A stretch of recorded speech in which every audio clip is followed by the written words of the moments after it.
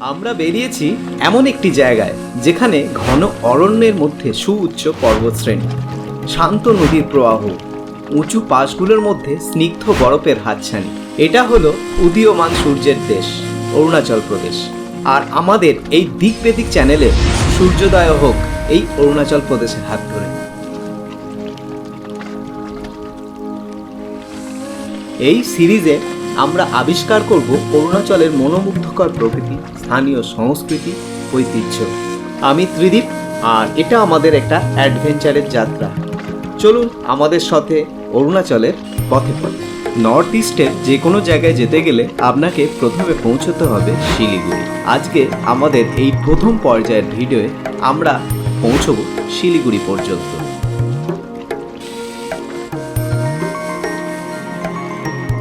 আমার প্যাকিং মোটামুটি ready, bag সব এখানে পড়ে আছে, এই যে ট্যাঙ্ক ব্যাগ আর এই যে দুটো ব্যাগ। তো ব্যাগগুলো জাস্ট আমি গাড়িতে রাখবো আর তারপরেই বেরিয়ে যাব। তো চলো, লেটস গো। ওয়েলকাম বন্ধুরা, আপনাদের সবাইকে এই গোপ্রো মোডে। এখন আমি পৌঁছে গেছি জুবলি, এই ডান দিকে জুবলি পেট্রোল পাম্প, আর আমার বাদিকে রামকৃষ্ণ মিশন আর আসানসোল ইঞ্জিনিয়ারিং কলেজ। এইবারে জুবলি থেকে সোজা যাব দুমকার দিকে। আমি আসানসোল থেকে জার্নি শুরু করলাম, বাঁ দিকে আমরা গেলে চলে যেতাম বেনারসের দিকে, ডান দিক কলকাতা, আর সোজা হচ্ছে দুমকা। থাম্বনেল দেখে আপনারা তো মোটামুটি বুঝেই গেছেন যে আমরা কোথায় চলেছি আর কত দূর পৌঁছতে পারবো। তো যাই হোক, আপাতত আমাদের মেন যেটা ডেস্টিনেশন হচ্ছে শিলিগুড়ি। তো এখান থেকে দুমকা হয়ে পাঁকুড় হয়ে আমরা মালদা হয়ে যাব শিলিগুড়ি। অনেকেই এই রুটটা নেয় না, এই পার্টটা হচ্ছে বেঙ্গল পার্ট। এখানে সামনে আছে অজয় নদী এখান থেকে এখনও মোটামুটি 30 কিলোমিটার। জায়গাটার নাম হচ্ছে নালা, ঠিক আছে। তো নালার পর থেকে আমরা ঢুকে যাব ঝাড়খণ্ডে। আমি এখন পৌঁছে গেছি রুনাকুড়া ঘাট। নালা বলছিলাম, নালা তো নালা না, এটা অ্যাকচুয়ালি রুনাকুড়া ঘাট। অজয় নদী, জল তো প্রায় নেই বললেই চলে, ঠিক আছে। তো যাই হোক, এটা হচ্ছে অজয় নদী। Welcome to the Jharkhand. আমরা অনেকক্ষণ আগে এন্টার করে গেছি ঝাড়খণ্ডে, আর যাচ্ছি আগেই বললাম দুমকার দিকে। আর রাস্তাটা তুলনামূলক বেশ ভালো, বাট এই ডবল লেন, দুদিক দিয়ে গাড়ি আসছে, আর আমার সামনে দেখা যাচ্ছে ছোট ছোট পাহাড়।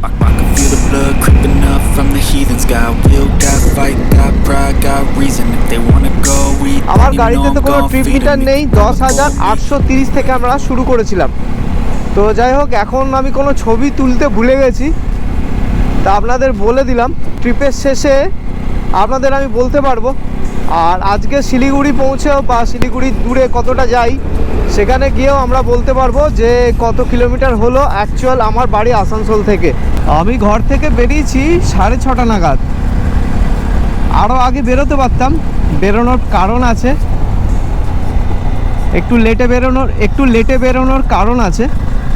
অ্যাকচুয়ালি আমি একা নই, আরও দুজন যাচ্ছে, অভিজিৎ আর প্রবীণ। ওরা আসলে আপনাদের সঙ্গে দেখা করাচ্ছি। অভিজিৎ আর প্রবীণ ডাইরেক্ট আসছে কলকাতা থেকে, আর আমি বেরোচ্ছি আসানসোল থেকে। তো সেই জন্য আমরা মিট করব ধুলিয়ান বলে একটা জায়গা, ধুলিয়ান পাঁকুড়। আমরা পাঁকুড় ক্রস করে ধুলিয়ান যাব, ধুলিয়ানে বা ফারাক্কা ক্রস করে, টাইমের উপর ডিপেন্ড করছে। তো ফারাক্কা ক্রস করে আমরা দেখা করব, তারপরে বাকি জার্নি একসাথে। এখন বাজে 8:05, এখনই সূর্য মামা পুরো মাথার উপরে। জানি না কি হবে, এই দুদিন তো বলছে সব থেকে বেশি টেম্পারেচার উঠবে, মানে প্রচুর হিট ওয়েভ হবে। আসানসোলে তো প্রচুর গরম, প্রচুর। কলকাতার দিকেও ভালোই গরম, বাট আমার একটা ফোন আসছে।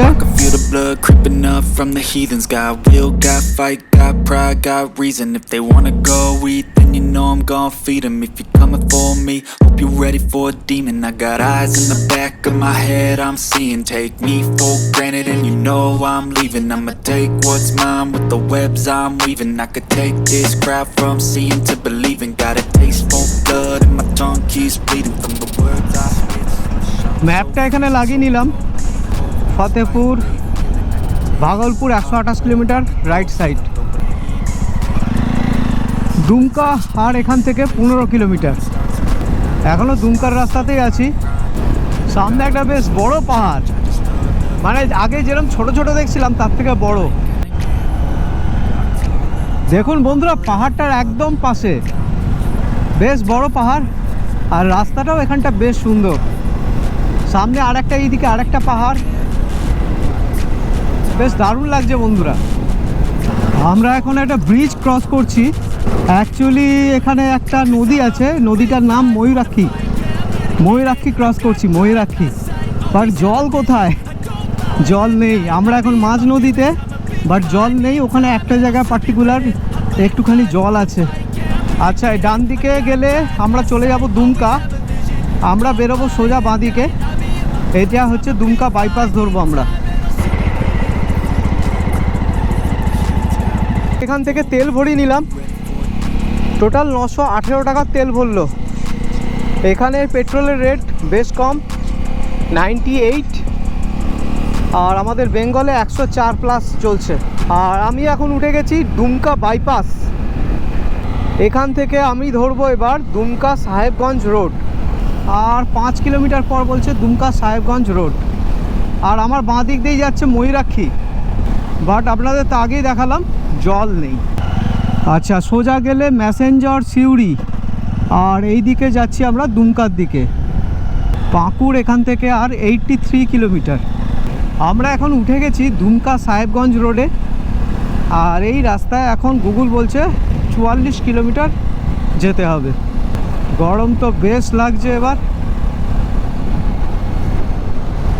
কটা বাজে? 9:26। 9:26 এই অবস্থা। এই রাস্তাটায় প্রায় আধ ঘন্টা ধরে গাড়ি চালাচ্ছি। রাস্তাটা কিন্তু বেশ সুন্দর, মাঝে মাঝে উঁচু নিচু, ছোট ছোট পাহাড়। আমরা অ্যাকচুয়ালি ছোটনাগপুর মালভূমির মধ্য দিয়ে যাচ্ছি, তার মাঝে মাঝে এরম গ্রাম বাজার খুব কমই পড়েছে। আমরা এখনও দুমকা সাহেবগঞ্জ রোডেই আছি, ঠিক আছে। আর 2.5 কিলোমিটার পর ডান দিকে ঘুরতে হবে কোনো একটা রাস্তায়। দেখতে পাচ্ছেন সামনে আবার পাহাড়, বেশ দারুণ লাগছে কিন্তু। ওই জন্যে এই রাস্তাটা নিলাম, সিউড়ি হয়ে বেরোনো যেত। তো আমাদের এখন এই দিকে যেতে বলছে। এটা সোজা চলে গেলে সাহেবগঞ্জ। এটা জানি না কি জায়গা, জায়গাটা বেশ সুন্দর কিন্তু। ছোট্ট একটা ব্রিজ পাথরের উপর দিয়ে, পাথরের দেখুন, পাথরের মধ্যে দিয়ে নদী। এদিকে জল আছে, এদিকে সেরকম বিশেষ জল নেই, ছোট্ট একদম নদী। যাই হোক, পাঁকুড় আর 38 কিলোমিটার, 38। একটা বাঁদিকে সুন্দর মন্দির। এই রাস্তার মাঝখানে এই কিছুটা পার্ট খুবই বাজে আছে। এটা পুরো মাইন্সের এরিয়া, মানে প্রচুর দেখুন সব ডাম্পারগুলো এই রাস্তায় চলে। কয়লা বা পাথর, কয়লা পাথর সবই আছে এখানে। প্রচুর বড় বড় গর্ত। আর এই রাস্তায় আপনার স্পিড ওই 20 থেকে 30, এখন তো 10 আছে মনে হয়। হ্যাঁ, এই মাঝখানের পার্টটা খুবই বাজে। আমার এবার ডান দিকে যেতে বলছে, বুঝতে পারছেন রাস্তাটা? এই রাস্তাটা মোটামুটি 20-25 কিলোমিটার এরকম আছে। মাঝে কিছুটা ভালো, মাঝে একদম খারাপ, বেশ খারাপ। এই এখন কিছুটা ভালো। এরা সব কয়লা, কয়লা ভর্তি গাড়ি। এদিকে কিন্তু লোকজন খুবই কম, মানে যেখানটা আছে সেখানে গুটি কয়েক আছে, তারপর আবার একদম ফাঁকা। আর এই গরমের দুপুর, সেই জন্য লোকজন খুবই কম। বুঝতে পারছেন রাস্তাটা হঠাৎ করে করে এমন খারাপ হয়ে যাবে না। দেখতে পাচ্ছেন সব কয়লা পড়ে আছে, আর লোকজন এই সাইকেল করে কয়লা নিয়ে যাচ্ছে। এই যে সব। আমি এখন পাঁকুড়ে পৌঁছে গেছি। পাঁকুড় থেকে জল খেলাম, একটু কল ছিল, মুখে চোখে জল দিলাম, তারপর আবার এগোচ্ছি। এটা পাকুড় সিটির ভিতর দিয়ে যাচ্ছি, দেখতে পাচ্ছেন দোকানপাট। এর কোনো বাইপাস নেই, আপনাকে এই সিটিটা ক্রস করতেই হবে এই রাস্তা দিয়ে এলে। এখান থেকে আর ধুলিয়ান খুব বেশি দূর নয়, 11 কিলোমিটার।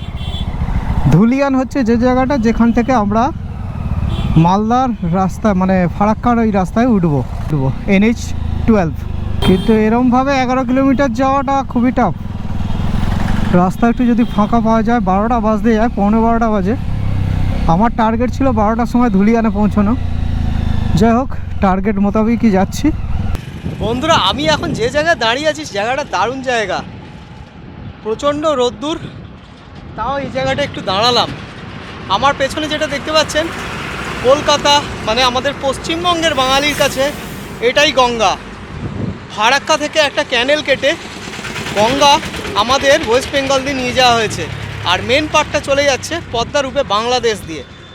তো এটাই হচ্ছে আমাদের পশ্চিমবঙ্গবাসীর কাছে গঙ্গা বা হুগলি নদী। আমরা এখান থেকে NH-12-এ উঠছি।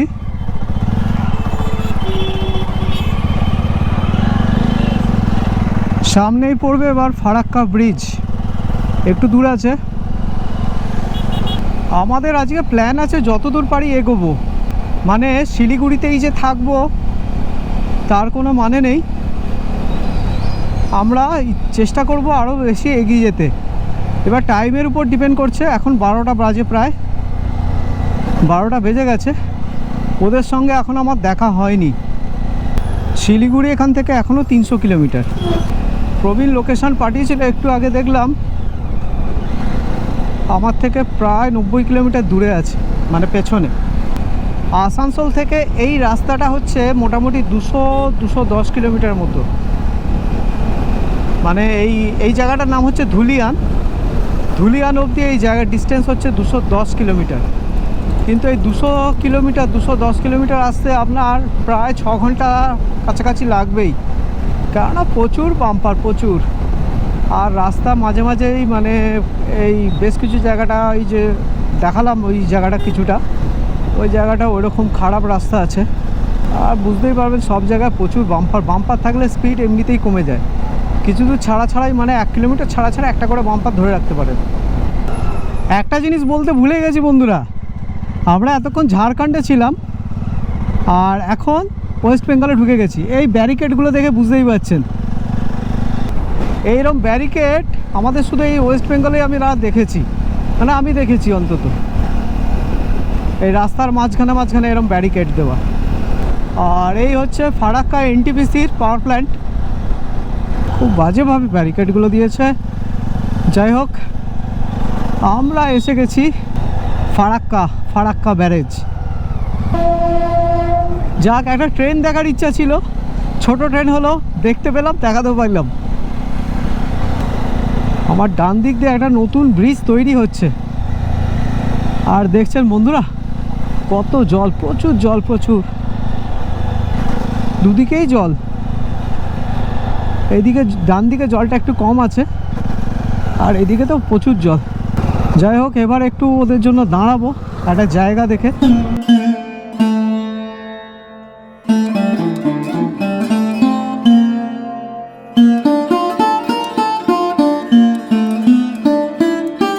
আমরা এখন পৌঁছে গেছি করতেসি ধাবা।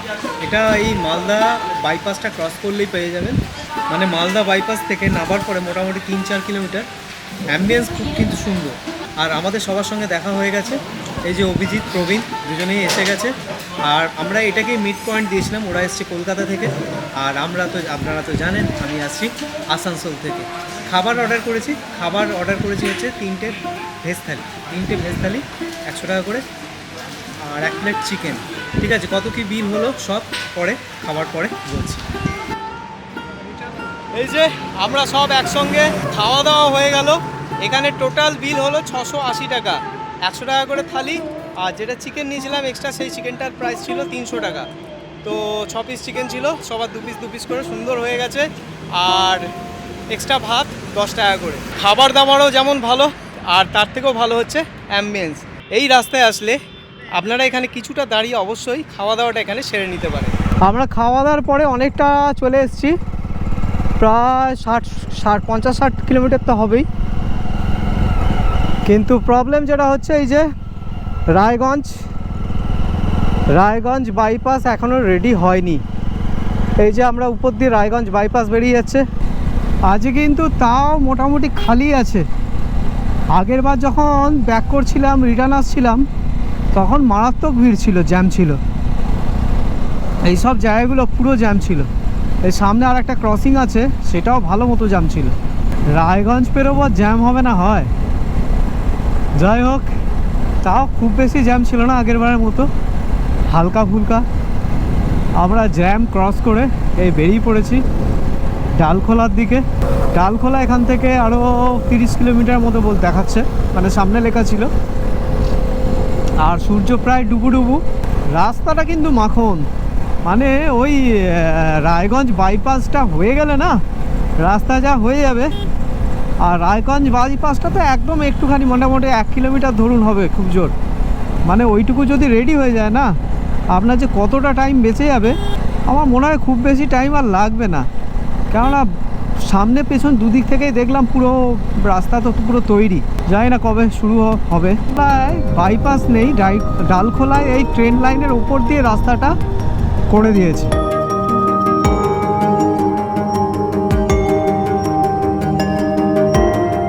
যাক, আমরা এই পৌঁছলাম ফুলবাড়ি। শিলিগুড়ি একটু অন্য সাইডে, মানে সেটা শিলিগুড়ির মধ্যেই ফুলবাড়ি। তো আমরা এখন এই ফুলবাড়িতে আছি, আমাদের সেই পুরনো হোমস্টে, আশিয়ানা হোমস্টে। আর এইবারে একটু অন্য রুম দিয়েছে, রুমটা তুলনামূলক অনেক ছোট, কিন্তু এসি আছে, ঠিক আছে। আর আমরা রুমটা আসতে একদম মানে যাচ্ছে তাই করে ফেলেছি আর নোংরা করে ফেলেছি, তো সেই জন্য পুরো রুমটা আর আপনাদের দেখাচ্ছি না। সুন্দর পরিষ্কার পরিচ্ছন্ন। ব্যালকনি এখানে এক্সট্রা পাও না, আগের বারে যেটা ব্যালকনিটা ছিল না। রাস্তা মানে আমরা তো প্রায় অন্ধকারই হয়ে গেছিলো, তাই আমি আপনাদের আর রাস্তাটা দেখালাম না। ডালখোলার পর থেকে রাস্তাটা বেশ কিছুটা ছিল, একটু মানে খুব একটা ভালো ছিল না, প্যাচওয়ার্ক ছিল। আপনাদের বললাম ইসলামপুর বাইপাস যেখান থেকে শুরু হলো, সেখান থেকে রাস্তা একদম মাখন, পুরো মাখন আপ টু এই ফুলবাড়ি অবধি। এই ফুলবাড়ির জাস্ট একটু আগে অবধি রাস্তাটা খারাপ, তারপর বাকি পুরো রাস্তাটাই পুরো মাখন। তো আপনারা আসলে অবশ্যই এই রাস্তায় আসতে পারেন, ঠিক আছে। রাস্তাটা তুলনামূলক খুবই ভালো। আর আমার সময় লাগলো, আমি আমার ঘর থেকে সকাল 6:30টার সময় বেরিয়েছিলাম আর পৌঁছেছি এখানে 9টার সময়। মাঝখানে কিন্তু ওই অভিজিৎ আর এদের আসতে অনেকটা টাইম লেগেছে। আমি প্রায় 1:30টার সময় আমাদের পরদেশি ধাবায় পৌঁছেছিলাম, আর তারপর 3:30টার পরে আমরা ওখান থেকে জার্নি শুরু করেছি। মানে প্রায় 2 ঘন্টা আমি ওখানে বসেছিলাম, এক্সট্রা আমার সময় লেগেছে। মানে আমার হয়তো হিসাব মতো 7টার মধ্যে আমি পৌঁছে যেতে পারতাম যদি ওরা না থাকতো। ওকে, তো যাই হোক বন্ধুরা, আজকের এই ভিডিওটা এখানেই শেষ করছি।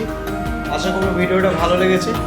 শিলিগুড়ি আসার নতুন আরেকটা রাস্তা আপনারা দেখলেন। তো ভিডিওটা কেমন লাগলো আপনারা অতি অবশ্যই আমায় কমেন্ট করে জানাবেন। ভালো লাগলেও কমেন্ট করবেন, খারাপ লাগলেও কমেন্ট করবেন। আজকে আসছি বন্ধুরা, আবার দেখা হবে কালকে পরবর্তী ভিডিও। কালকে আমরা যাব এখান থেকে, কি জানো জায়গাটার নাম, উদালগিরি না? জায়গার নাম কোন সে? উদালগিরি।